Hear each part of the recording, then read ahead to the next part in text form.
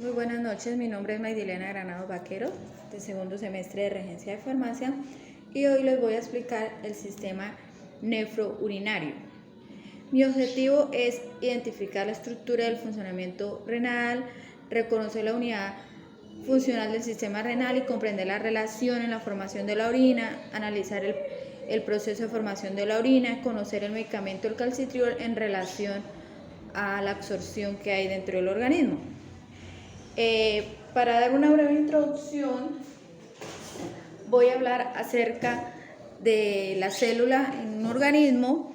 Existen una serie de materias primas para un correcto funcionamiento, eso con el fin de eliminar desechos.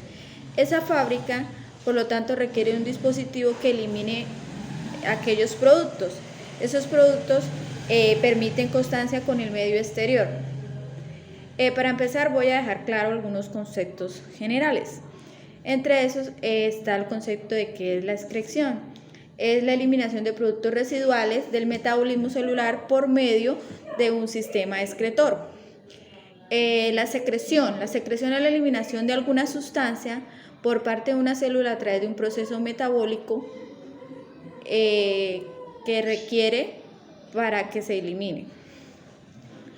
Respecto a la anatomía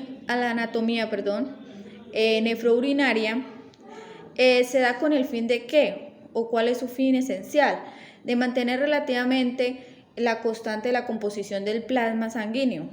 Se logra a través de la eliminación de sustancias, estas que ya no son útiles, ¿a través de qué? A través de un metabolismo celular. Se hace en 3 pautas. Primero, una regulación del equilibrio mineral y acuoso.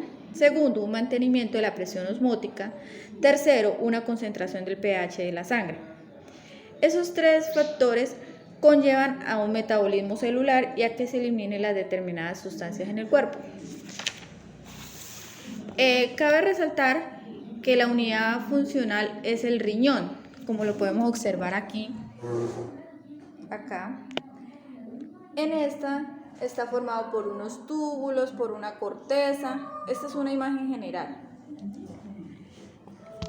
El riñón es un órgano par con peso aproximado de 125 a 155 gramos.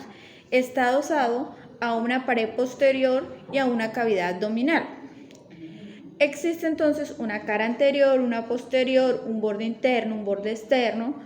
Está compuesto por miles de estructuras, como son la arteria renal, la vena renal, la pelvis, los uretes, una cápsula de Bowman, el cáliz renal, el glomérulo, el túbulo contornado, enlaza de Henle, un túbulo colector. Entonces el riñón está conformado de 2 partes, como lo voy a explicar aquí en la siguiente imagen. Como podemos observar, acá tengo un cartel con varias imágenes. En esa imagen que se ve allá, aquí, podemos ver que está arriba el riñón, sus dos riñones, los uretes, la vejiga y la uretra.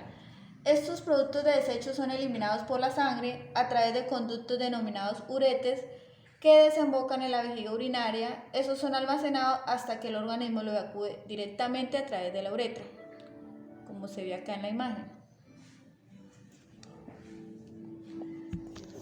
Bueno, entonces podríamos concluir de esto que el riñón se divide en corteza y en médula. En la corteza está la parte externa, es de color rojo pálido, es granular, es decir que tiene corpúsculo de Malpighi y un tubo distal de los nefrones. Y en la médula es una zona interna donde está formado por 10 o 12 estructuras cónicas estriadas llamadas la pirámide de Malpighi o la llamada pirámide renal. Para el caso en concreto, curioseando encontré un dato muy interesante y les pregunto a ustedes qué es el nefrón. Según investigaciones, el nefrón es un túbulo distribuido en la célula medular y cortical del riñón, muy irrigados. Aproximadamente hay 1.300.000 en cada riñón, que cada uno cumple una función independiente. Ese nefrón está dentro del glomérulo renal. Tiene 2 partes y su estructura es especializada. ¿Qué quiere decir? Que se cumple una función específica, que es la filtración. Esa filtración se da ¿para qué? Para que se eliminen sustancias. Ese nefrón está constituido por un ovillo de capilares, está rodeado por un primer segmento del tubo renal y la cápsula de Bowman. Entonces, existen capilares y existe la cápsula de Bowman. Ellos dos forman un complejo que se llama el corpúsculo de Mapillé.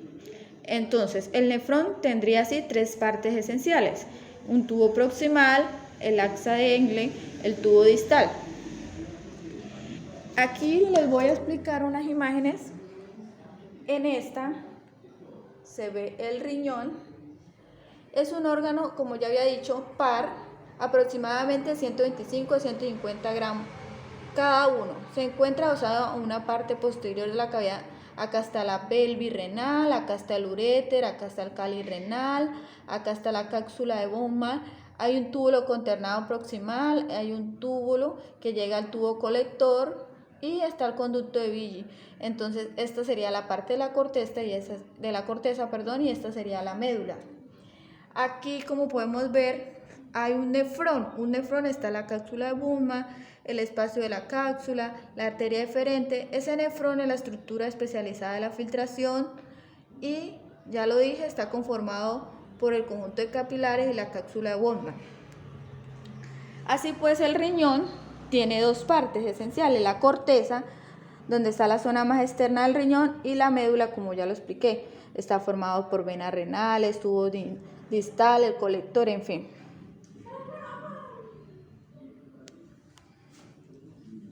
Bueno, otro aspecto esencial es la formación de la orina.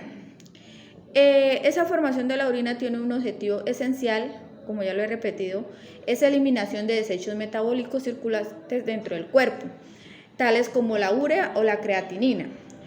Para tal formación de la orina se da en tres pasos o en tres procedimientos. Primero, una filtración glomerular; segundo, una reabsorción tubular; tercero, una secreción tubular. El primero es la filtración glomerular.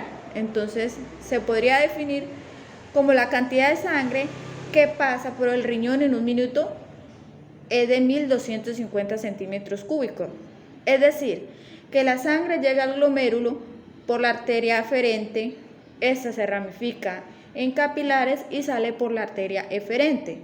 Es decir, que la sangre entra al glomérulo, posee presión muy alta en comparación a la presión del resto del cuerpo y cumple una función de filtración. ¿Qué quiere decir filtración? Es pasar los líquidos del glomérulo hacia la cápsula de Bowman por medio de una difusión de presión que existe entre ambas. Esa filtración glomerular, como ya lo dije, es la sangre que ayuda a depurar los residuos tóxicos. Se da una presión útil a los 10 miligramos de mercurio. Por lo mismo, la sangre tiende a filtrarse a medida que avanza el glomérulo. Otro aspecto es que en la cápsula Bowman existen sustancias como la urea, la glucosa, los conocidos aminoácidos, las sales del cuerpo, las aguas. Ellas filtran por minuto en los nefrones en cada riñón. Esto da un índice glomerular, es decir, que el índice normal debe ser de 125 mililitros por minuto. Se debe filtrar en ambos riñones 180 litros. ¿Para despojar qué? Sales minerales. Y esa es la filtración glomerular, como se las voy a mostrar acá en la siguiente imagen.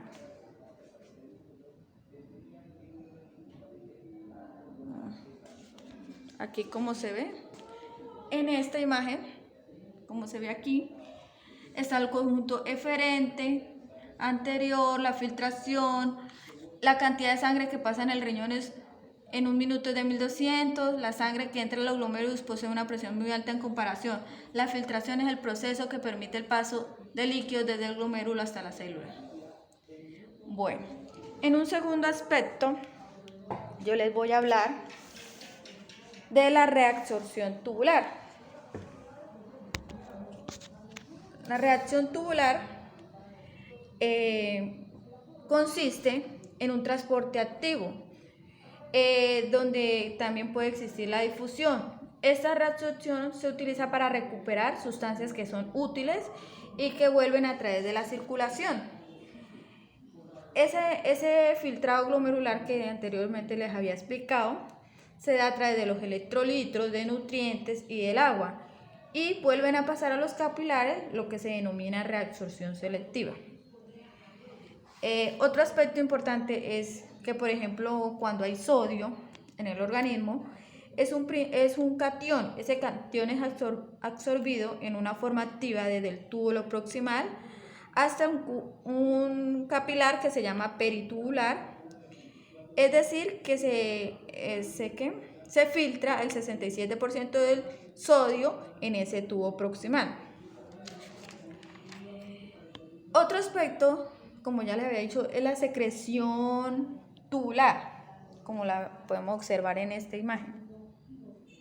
Secreción tubular, que es la encargada del equilibrio ácido-base, desempeña dos funciones: la conservación del equilibrio, la reabsorción del bicarbonato filtrado y la excreción de protones.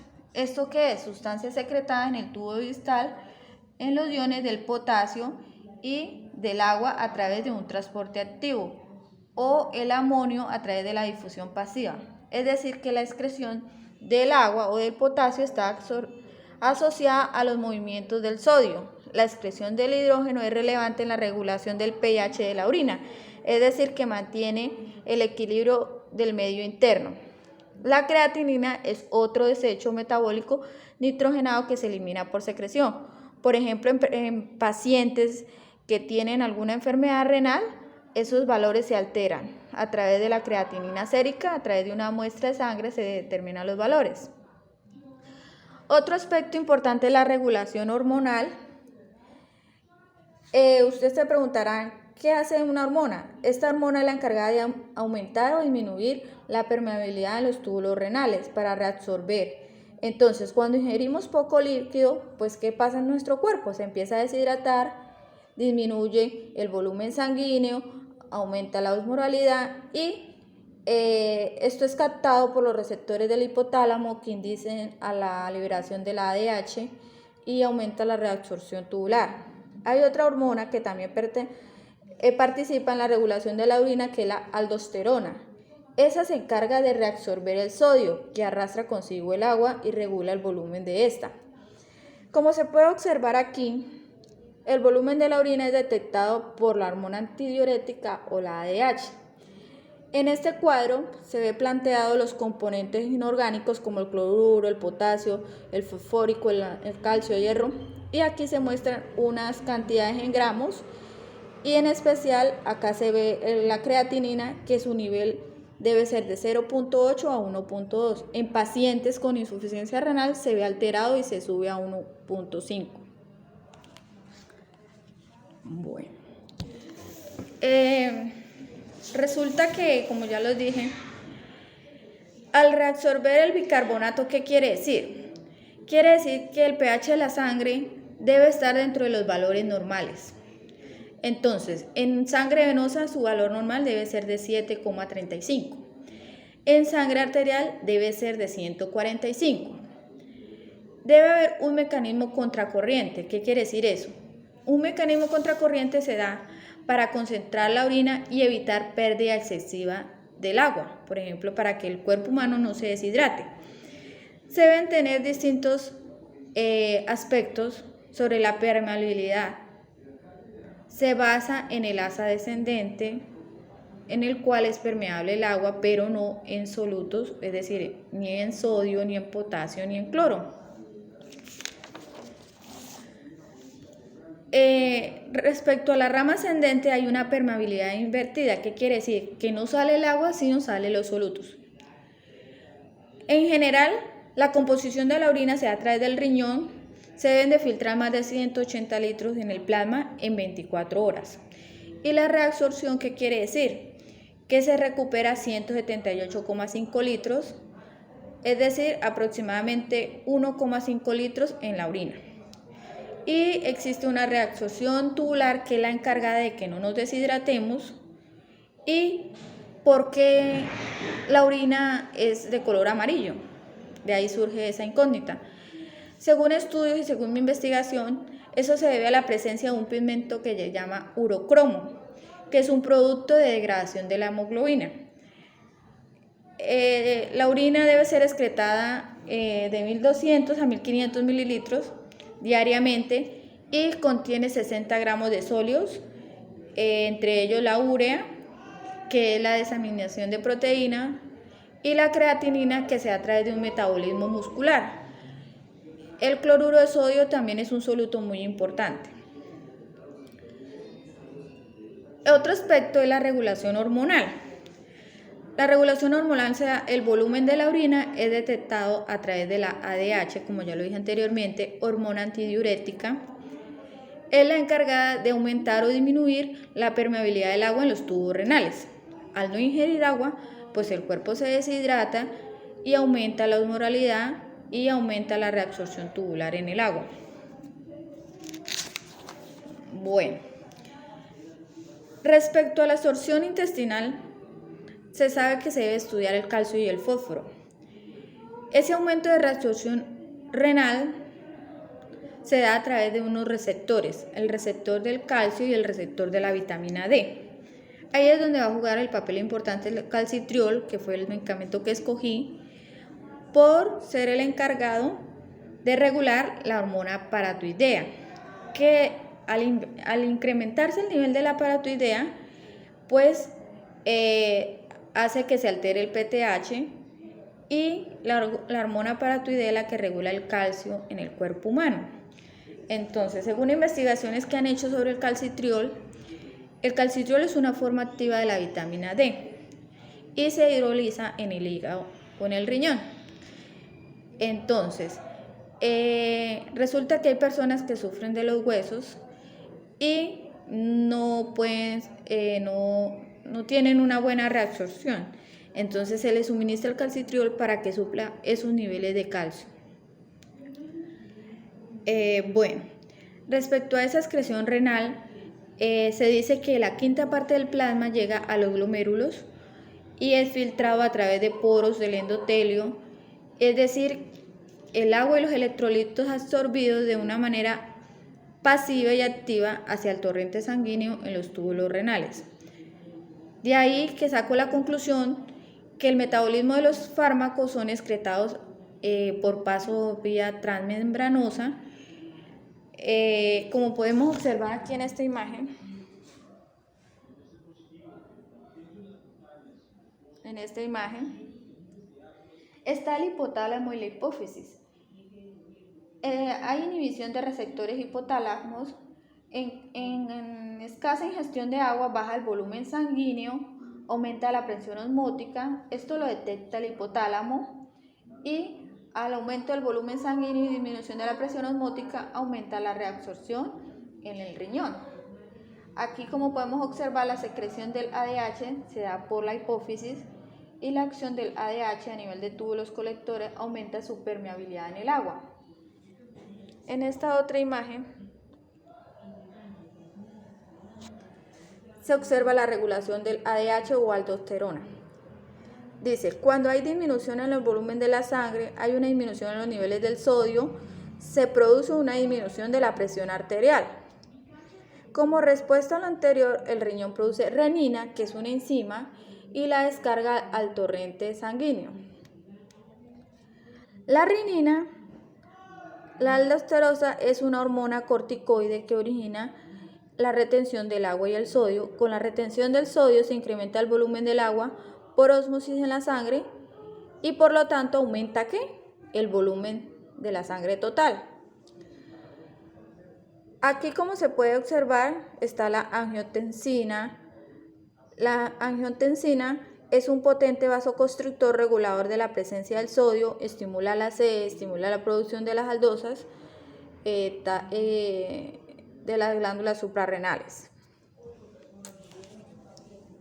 Entonces, respecto al medicamento que yo escogí, es el calcitriol. Como ya lo dije, el riñón es el que elimina la mayoría de los metabolitos del fármaco, y esos se metabolizan en el hígado. Entonces, se da a través del filtrado glomerular. El calcitriol es un análogo de la vitamina D, llamado dihidroxicalciferol, y ayuda a suplementar los niveles de calcio dentro del metabolismo del cuerpo. En pacientes que sufren de insuficiencia renal crónica se ve alterado algunos los niveles de creatinina. Es contraindicatorio en personas en estado de embarazo y pues como ya le había explicado, el calcitriol es para evitar que el organismo se descompense y eso la eliminación de los residuos se da a través del riñón. Muchas gracias.